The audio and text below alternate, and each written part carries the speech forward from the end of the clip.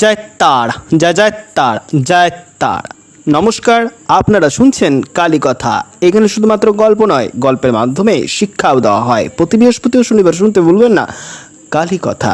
এখানে শুধুমাত্র গল্প নয়, আবারও বলছি, এখানে শুধুমাত্র গল্প নয়, গল্পের মাধ্যমে শিক্ষাও দেওয়া হয়। তো আমরা প্রতিটা ঘটনা পড়ছি, সেই ঘটনার থেকে কিছু না কিছু শিক্ষা আছে। তার মধ্যে একটি করে এপিসোড থাকছে, সেটা হলো ব্রতকথার। ব্রতকথাটা এখানে শোনানো হচ্ছে এই কারণে, যাতে অনেক বয়স্ক মহিলারা যারা পড়তে পারে না, বুঝতে পারে না, অনেক সময় ব্রাহ্মণদের কাছ থেকে শুনে তারা সেই ব্রতটি উদযাপন করে। তো সেসব ঝঞ্ঝাট এখন অতীত। তো আপনারা এখন বাড়িতে বসেই শুধু মোবাইলে খুলুন কালী কথা অনিকেশ বৈদ্য, এটা বলে টাইপ করলেই চলবে। দিয়ে আপনারা বিপত্তারিণীর ব্রত শুনতে পারবেন, ইতি পুজোর ব্রত শুনতে পারবেন, আরও অনেক রকমের ব্রতর গল্প আছে। যদি চান তার জন্য কমেন্ট করতে পারেন। আজকে আপনাদেরকে যে ঘটনাটি বলতে চলেছি, সেই ঘটনার মাধ্যমে আপনি শিক্ষা পেতে পারেন। তবুও আপনাদেরকে এর আগে একটি শিক্ষামূলক কথা বলে থাকে। যদিও বা একটা কথা সবাই জানে, সেটা হলো পরের ছেলে পরমানন্দ, যত উচ্ছন্ন যাবে তত আনন্দ। এইটার মানে কি জানেন? যদি জেনে থাকেন তাহলে কমেন্ট করুন, আর না জানলে হোয়াট এভার। তো আজকে আপনাদেরকে যে ঘটনাটি বলতে চলেছি, সেই ঘটনাটির নাম হলো নরেন ও তার বন্ধুবান্ধব। নরেন ও তার বন্ধুবান্ধবদের নিয়ে একটি ঘটনা। নরেন হলো কে? স্বামী বিবেকানন্দ। তার ছোটোবেলাকার নাম হচ্ছে নরেন ও বিলে। এই দুটো নামে সে আমাদের কাছে অতি পরিচিত। কিন্তু আজকে যে ঘটনাটি পড়তে চলেছি, সে ঘটনাটা নরেনের ছেলেবেলাকার একটা গল্প নিয়ে, সেই সময়কার দুষ্টুমি নিয়ে একটি ঘটনা। তো ঘটনাটি হলো এই রকম। নরেন ও তার বন্ধুবান্ধবরা মাঝে মাঝে একসঙ্গে কলকাতার ভালো ভালো জায়গাগুলোতে ঘুরতে যেত, ঘুরে ঘুরে দেখত। একদিন সে তার একদল বন্ধুকে নিয়ে কলকাতার কাছে মেটিয়া বুরুজমে নবাবের চিড়িয়াখানা দেখতে গিয়েছিল। তারা একটা নৌকা ভাড়া করে গিয়েছিল, কিন্তু ভাড়ার সময় তাদের দলের মধ্যে একটি ছেলে হঠাৎ অসুস্থ হয়ে পড়ায় নৌকাটিতে বমি বা নোংরা করে ফেলে। নৌকার মাঝিরা এতে খুব রেগে গিয়েছিল। ছেলেদের হুকুম করেছিল, নৌকাটা পরিষ্কার করে দিয়ে যাবি। কিন্তু ছেলেরা তা না করে মাঝিদের দ্বিগুণ ভাড়া দিতে চাইল। তাতে মাঝিরা মোটেও রাজি হলো না।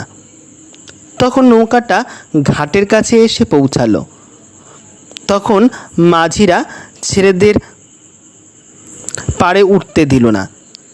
উঠলে তারা নানানভাবে ভয় দেখাতে লাগলো, গালিগালাজ করতে লাগলো। কিন্তু নরেন কোনো রকমে লাফিয়ে পাড়ে উঠে গেল। সে দেখতে পেল নদীর ধারে দুজন ব্রিটিশ সৈনিক বেড়াচ্ছে। নরেন সেনাদের কাছে থেকে সাহায্য চাইলে সৈন্যরা তাদের সঙ্গে গেলে। ব্যাপারটা যে কি হচ্ছে তা অনুমান করে তারা মাঝিদের ধমক দিয়ে তখনই ছেলেদের ছেড়ে দিতে বলল।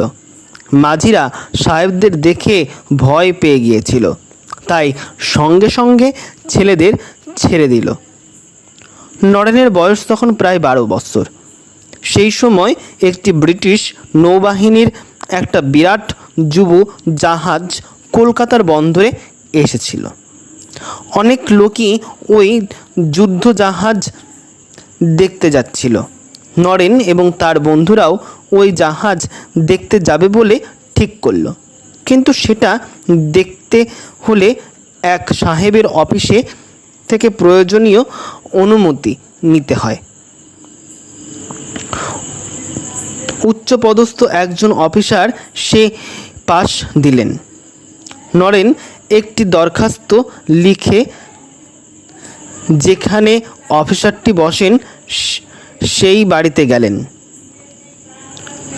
অনেক লোকেই আবেদনপত্র নিয়ে বাড়ির ভেতরে অফিসারের কাছে যাচ্ছিলেন, কিন্তু দারোয়ান নরেনকে খুবই ছোট ছেলে বলে তুচ্ছ তাচ্ছিল্য করে ভেতরে যেতে দিচ্ছিল না। নরেন এরই মধ্যে লক্ষ্য করছিল যে সব লোকই বাড়িটার দোতলার একটা ঘরে যাচ্ছে। সে ভাবল বাড়ির ভেতরে ঢোকার অন্য কোনো দরজা থাকতেই পারে। তাই সে বাড়ির পেছনে দিকটায় গিয়ে দেখতে পেল যে সেখানে ওপরে ওঠার একটা সিঁড়ি আছে। দারোয়ানের অলক্ষ্যে সে তত্তর করে দোতলায় উঠে গেল। সেখানে একটা পর্দা সরিয়ে দেখল যে অন্যেরা সেই ঘরে বসে অপেক্ষা করছে। সেও লোকেদের ভিড়ে মিশে গিয়ে একটি সারিতে ঠিক জায়গা করে দাঁড়িয়ে পড়ল। সাহেবও কোনো প্রশ্ন না করেই তার আবেদনপত্র সই করে দিলেন। নরেন তখন সদর দরজা দিয়ে বেরিয়ে এলো। দারোয়ান তাকে ভেতর থেকে বেরোতে দেখে অবাক হয়ে জিজ্ঞেস করলে, তুমি কি করে ভেতরে ঢুকলে? উত্তরে বললেন, ও তুমি জানো না বুঝি যে আমি একজন ম্যাজিশিয়ান? নরেন এক সহপাঠীর বাড়ির সীমানার মধ্যে একটা চাপা ফুলের গাছে ছিল। নরেন যেখানে পড়াশুনো করত সেই তার বন্ধুবান্ধবদের সঙ্গে এক বাড়ির সামনে একটি চাপা গাছের ফুল ছিল। সে এবং তার বন্ধুরা সেই চাপা গাছের ডালে পা বেঁধে, হাত ছেড়ে, মাথা নিচু করে এবং দোল খেতে খুব ভালোবাসত। ওই বাড়িতে একজন বৃদ্ধ ভদ্রলোকও বাস করতেন। তিনি পছন্দ করতেন না যে গাছের ডালে উঠে ছেলেরা দোল খাক, কারণ এতে করে তাদেরই বিপদ হতে পারে।